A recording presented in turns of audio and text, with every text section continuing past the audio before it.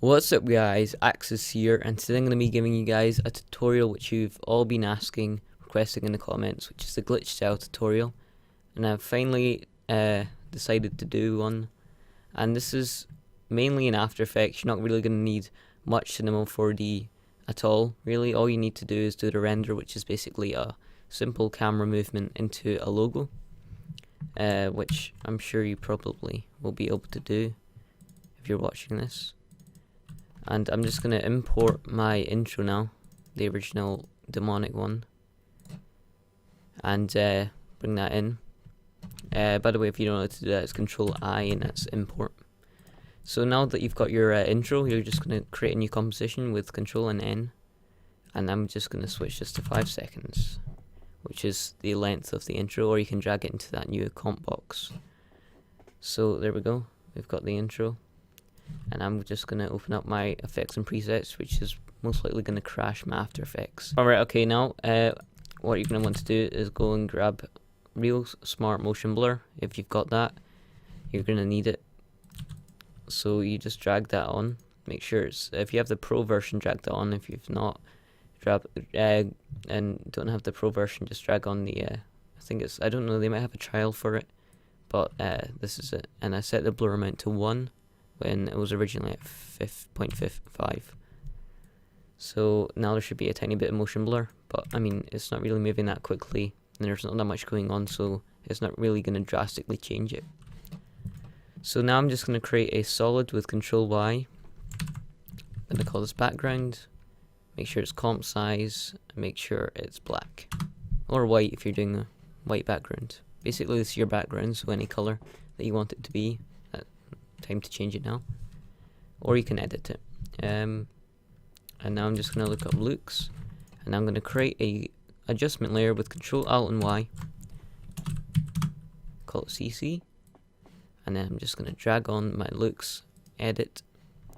Now it's going to bring up Magic Bullet looks.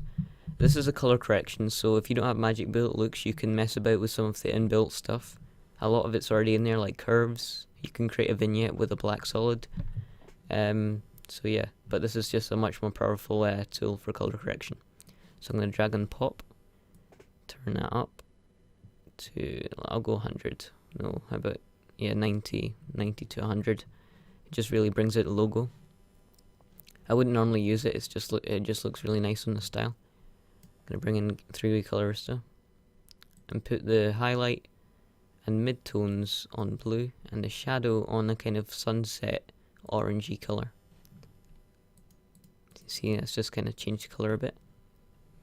Now I'm going to bring on curves and bring down the darks and bring up the bright parts over here. And what else?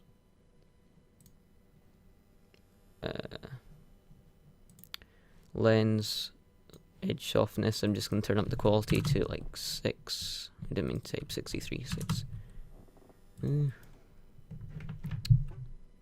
6. There we go. And you might want to put on the exposure if your scene's a bit dark. Chromatic aberration, I'm just going to turn up the cyan because I'm going to be basing this on a kind of blue color. And diffusion, which I'm going to create a white one first.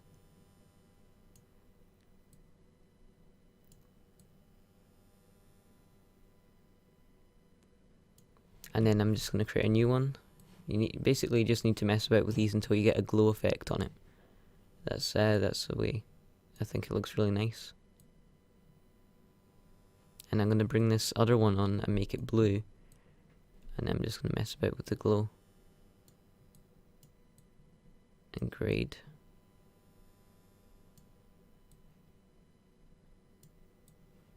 Can't really get the blue to show.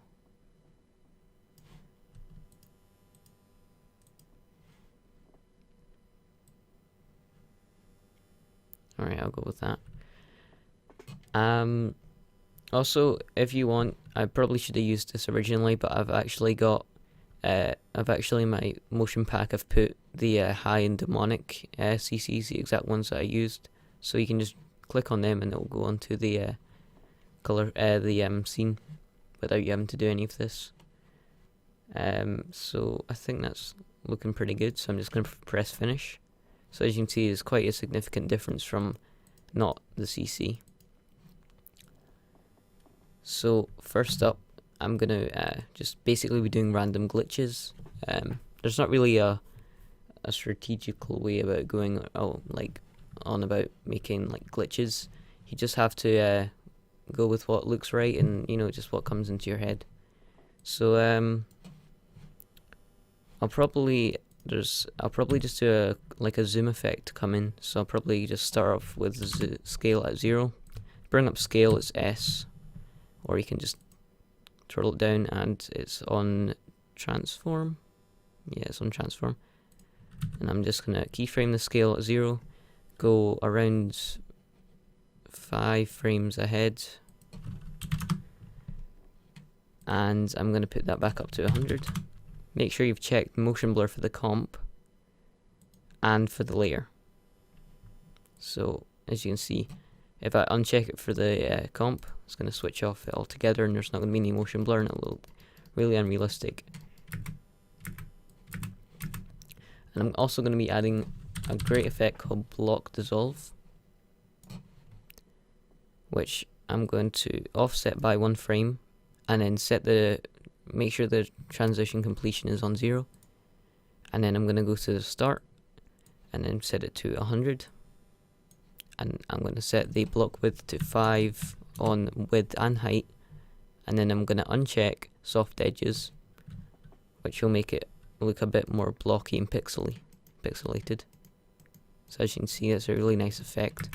You might even want to do a easy ease with F9. Just wanted to make sure I hadn't paused anything.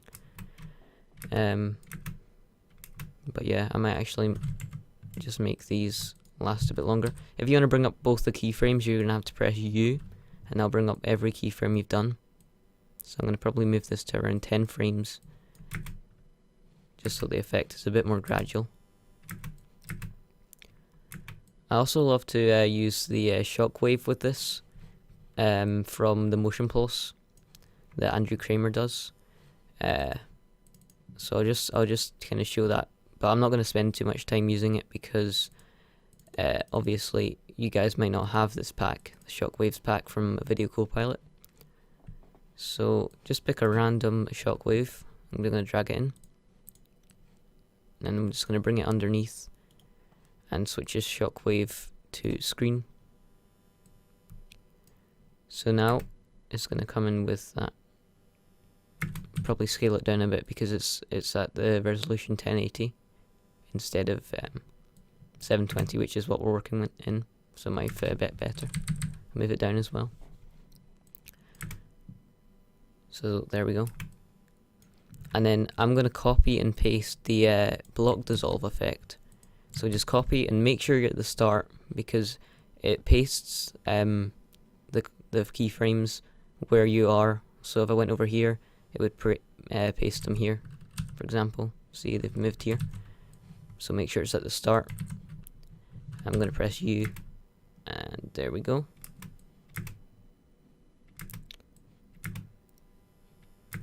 And then over time, I'm going to use noise to kind of cancel this out. So I believe it's noise alpha. So from about 7 frames, I'm going to go to the amount and then move just after this is kind of faded a bit. And then turn the noise up.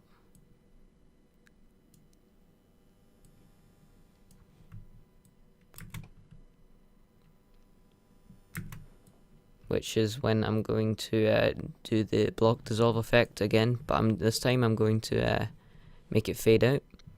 So a really easy way of doing this is just grabbing your block dissolve keyframes, copying them, and then going to where you want it to fade out, pasting them, and then right clicking on the 2 that have just been pasted. Go to keyframe assistant and time reverse keyframes, which will reverse the keyframes and we'll basically do the opposite of what the original animation did, which is what we want it to do. Actually, might make that noise a bit less harsh. I'll go to 300.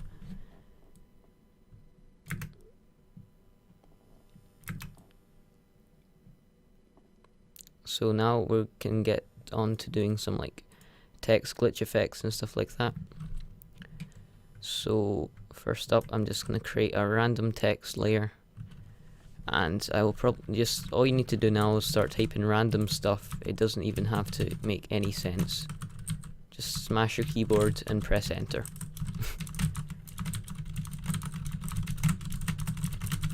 Because this doesn't matter what it says unless you don't have motion blur on. Because with motion blur on, everything looks a lot better and you can't see it. So I'm just going to switch on the title action safe so I can see the middle. And then at this point, I'm just going to move this all the way up to the top. Put it under the CC. And then I'm going to press P for position. Press the keyframe, make sure it's at the top or at the bottom. And then move a couple frames forward. Make sure it goes all the way back down. Also, you might want to make it an interesting font instead of something like this. So I might just use a crazy font called Magenta. I really like that font. A lot of people don't. When I like use it in intros, and like, oh, change it.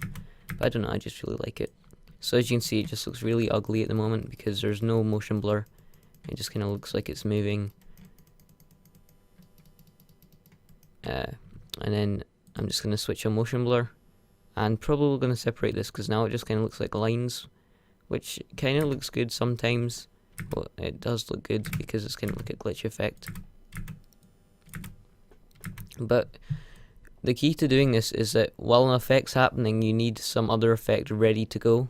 Just as it finishes or during when it's happening.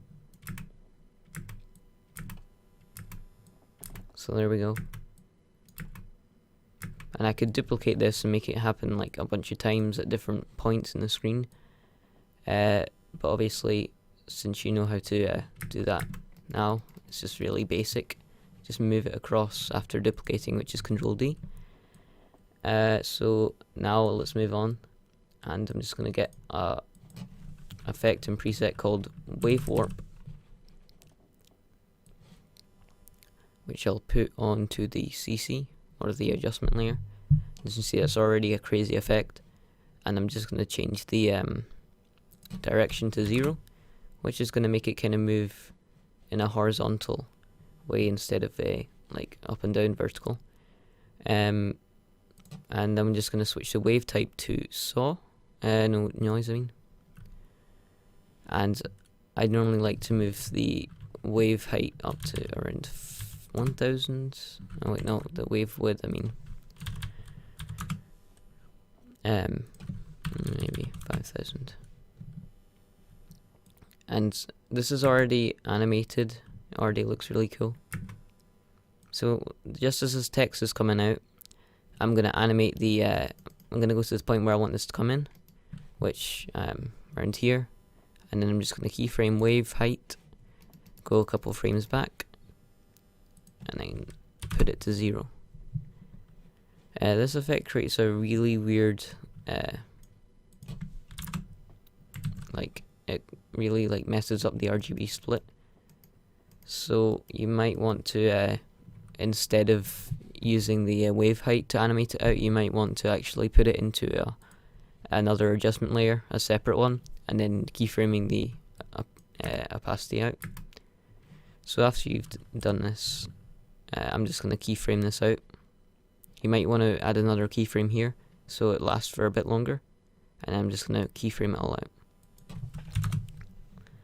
But the RGB splits thing's still there, so I don't really know how to fix this actually.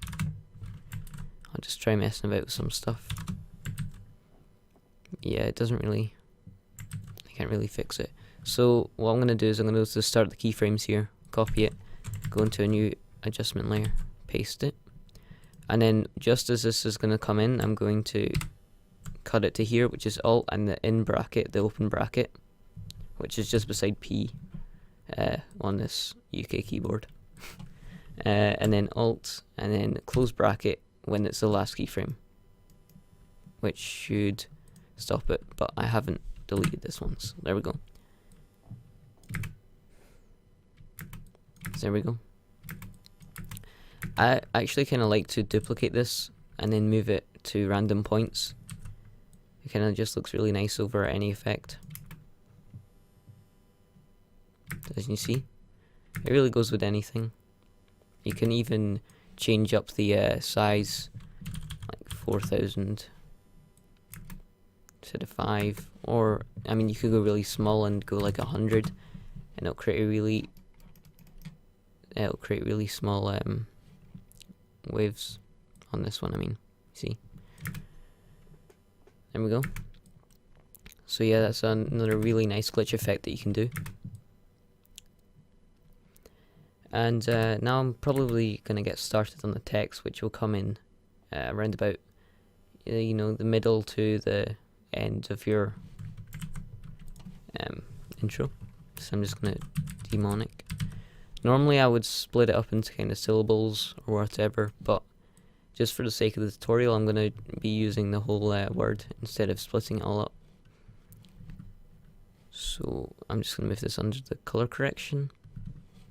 And then I'm going to go onto my pan behind anchor tool, which will allow me to move this anchor point here on the text layer. So I'm just going to move this, just got to select it.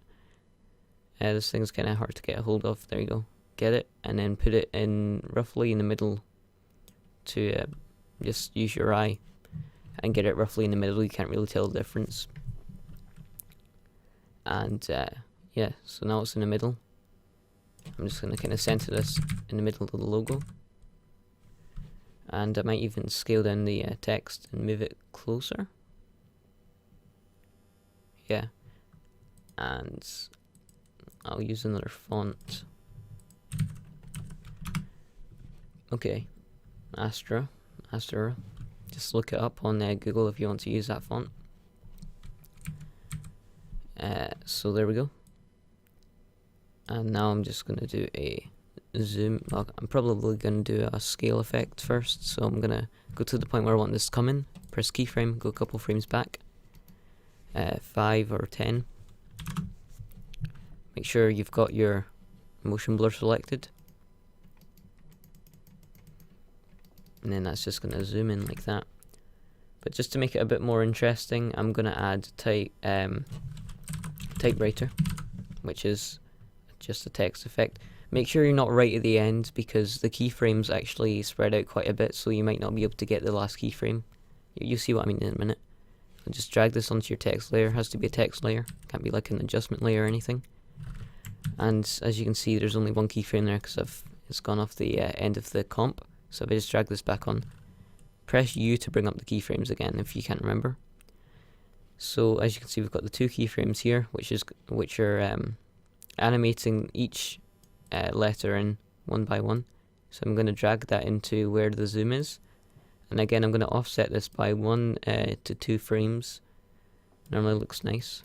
So it kind of looks like the animation, even though it's complete, the lettering is not finished. There we go. So as you can see,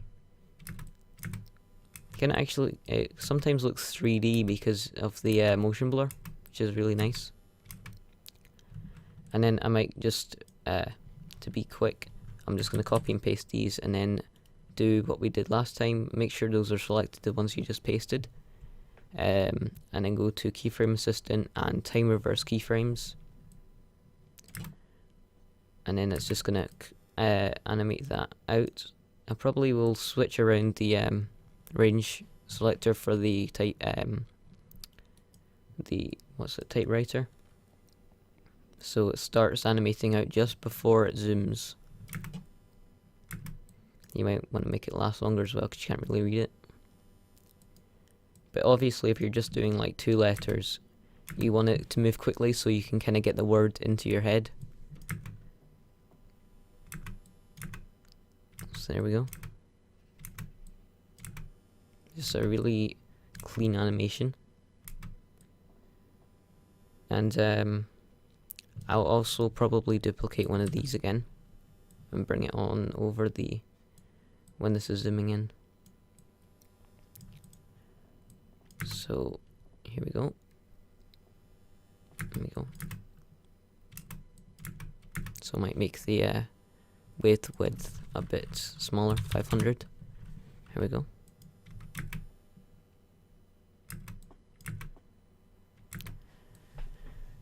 Also, I'm gonna add a invert effect, which is, I wouldn't use this often. I just use it for a couple frames at a time. So when something's zooming in, it kind of makes stuff blend a bit better. So I'm gonna go to the point where I want it to become inverted like this. Press keyframe, which is just as the text is animating. Go one frame back. Make sure it's just one. Page up, page down, moves the keyframes, or you can use the preview window thing up here. So then, as you can see, it's going to go like this, and I'm going to move a couple frames forward. Actually going to open up the keyframes on the adjustment layer, make sure this is on an adjustment layer, and then I'm just going to press the add or remove keyframe, go one frame forward, and then put this back up to 100. So as you can see, it's just going to last a couple frames with that on it, and you can duplicate this anywhere you want as long as it's still in the adjustment layer.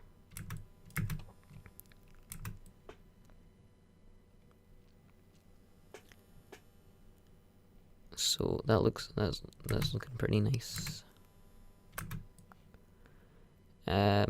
So yeah, basically do effects like that all over the composition, all over your glitch intro, and you'll get a really nice effect at the end. Also, you're going to need to add some stuff like, what do you call it? Camera shake. So I'm just going to be doing that now. I'll probably cut this a bit shorter because, you know, I haven't really finished it. So I'm just going to press N at the point where I want it to cut, and then right click on that area there and trim to comp area. As you see, it's going to end a lot sooner. So now I'm going to do Control A to select everything in comp. You can drag, and then right click, pre-compose, and then OK. Then press Scale, or S, 102, just so that the wiggler has a bit of space to move before it goes off the screen, which you don't want to happen. So if you see that, then put up to like 103. And then I just go up from there. I could put it at 101, but 102 is just kind of safe. So go to the start, make sure you press P, keyframe your position, don't change any of these anchors, and then go to the end, press add keyframe, and then we're going to select these two keyframes at the start and the end, and then I'm going to set the frequency to 7 and 4. If this is too weak, just move up. It's pretty straightforward. I mean, magnitude is just kind of like if it's moving like this, it's a big magnitude. If it's moving like this, and it's a smaller magnitude. Frequency is just how many of those will happen throughout the whole thing. So if it just moves like once, low. If it moves a bunch of times, then it's more. Hopefully that explanation was decent. So there, as you can see, it's now moving. Make sure you have the wiggler window here. If you don't, just go into window and then wiggler. So as you can see, it's just kind of doing camera shake, and it makes it look really nice. Also, I should probably go back into this comp here and then just do some stuff with the background because it's looking pretty uninteresting. So I'm just going to go ramp, put it in the background. Radial ramp, so I'm going really quickly right now. And then end color to black, start color to a blue or whatever your main color is. Doesn't matter how harsh it's looking right now because you can change that really easily. I'm just going to move this in the middle. And then turn up the blend with original and maybe the scatter too. And another thing that's really nice, this is obviously optional, but you can add optical flares. But I'd like to make, I really think it looks a lot better if you just make it subtle and not like a really harsh light. So I'm just going to clear all inside the optical flares, make sure it's on a layer, doesn't matter what color. And I'm going to click shimmer, which is just on the lens objects. You don't need any presets, which I don't have. Okay. And then I'm going to set the scale to 400, and I'm going to bring it down to the bottom of my scene. Just going to center it. You can obviously zoom out if you can't find it. And I'm just going to drag this down below the color correction, and I'm going to right click, blending mode, linear dodge. Wait, what was it? Linear dodge or screen. Linear dodge just kind of makes it a bit more exposed, and the light kind of looks like it's affecting the scene a bit more. And then from this, I'll probably put the brightness down to 50 because it's looking a bit harsh. And I'll probably get the color. So I'll use color picker and just pick that color in the background. And then I'm going to go into the animation evolution on the keyframe, just alt click and then do times on 50, which is going to animate this. As you can see, if I solo it, it's flickering and shimmering over the whole comp. You can obviously animate the evolution if you want, but I think it's a lot bit easier to use an expression. So now I'm just going to go back into this comp and then render it. So I think I have a macro for it, but it's like Control Shift and the slash button. I can't even remember what it is, composition and I'm not even going to add to render queue, which I've actually changed the shortcut to Control M, which is the same as in Premiere. So just do the original After Effects shortcut, because yours won't probably be Control M. And I'm going to click on the output module, which is H.264, which is an MP4 extension file. And then I'm going to go to format options and put the target bitrate up, which will by default move up the maximum bitrate. And if you want, if you're on a Mac, you can use QuickTime, which you can also make so that it will make the whole thing transparent if you want. You can do a picture sequence, I don't see why you would. Even make a GIF if you want, I think. I think there's an inversion. So yeah, and I'm going to uncheck audio output because there's actually no audio on this currently. That's what I'll be doing in Premiere. But I'm probably not going to be doing that because it's kind of pointless. And then just save this wherever and then render it. So that's basically all you need to know about the glitch style. I hope it helped you guys. I can't wait to see what some of you all come up with for styles and stuff like that. So thanks for watching. Remember to comment some more suggestions in the comments below, and see you guys next time.